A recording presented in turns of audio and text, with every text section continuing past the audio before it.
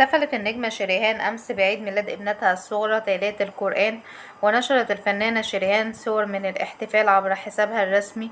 وفوجئ كثير من متابعين الفنانة شريهان بالشبه الكبير بين شريهان وابنتها الصغرى تالية القرآن.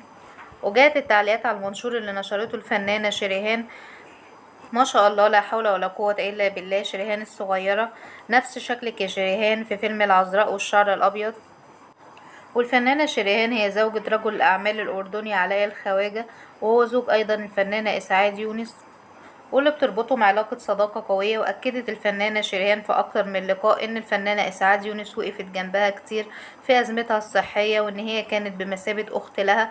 كمان أكدت الفنانة إسعاد يونس إن بتجمعها بالفنانة شريهان علاقة صداقة قوية، وإنها بتعتبرها أختها الصغرى. وأنجبت الفنانة شريهان من زوجها الأردني علاء الخواجة ابنتيها لؤلؤة وتالية القرآن، اللي احتفلت أمس بعيد ميلادها، حيث نشرت الفنانة شريهان صور الاحتفال معلقة عليها "بحبك". وانهالت التعليقات على منشور الفنانة شريهان المهنئة لابنتها الصغرى تالية القرآن بدوام الصحة وطولة العمر، وكمان بيثنوا على الشبه الكبير بين الفنانة شريهان وبين ابنتها الصغرى تالية القرآن.